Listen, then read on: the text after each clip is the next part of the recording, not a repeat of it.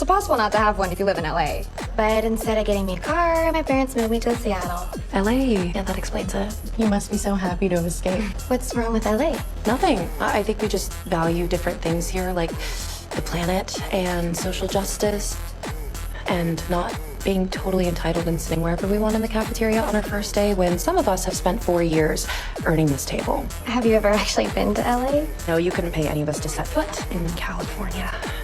And this little exchange is not changing your mind.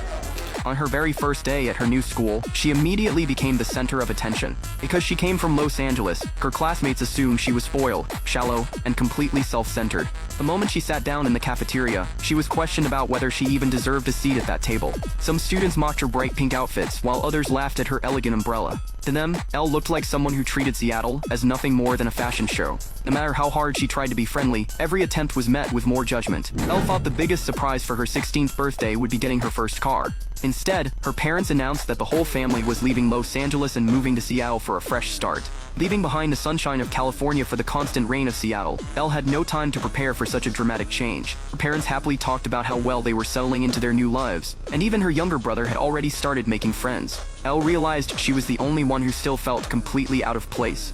She admitted that it felt as if she and everyone in Seattle were speaking different languages. Instead of telling her to give up, her mother encouraged her to understand the people around her and learn what truly mattered to them.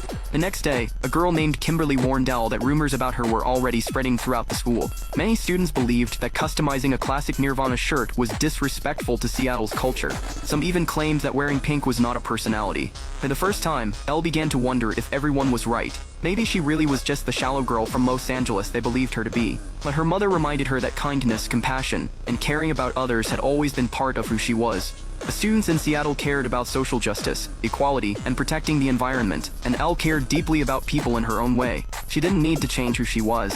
She simply needed to let everyone see the real Elle. Determined to prove everyone wrong, Elle stopped trying to fit into Seattle by pretending to be someone else. Instead, she began paying closer attention to the people around her and the values they cared about. She volunteered for school activities, listened more than she spoke, and made a genuine effort to understand her classmates. Little by little, a few students started seeing a different side of her. They realized that behind the designer clothes and cheerful smile was someone who was thoughtful, kind, and always willing to help others. At the same time, Elle also discovered that many of the students who had judged her so quickly were hiding insecurities of their own. The more she learned about her new classmates, the more she understood that everyone was trying to find where they belonged. By the end of her first week, Seattle still didn't feel like home.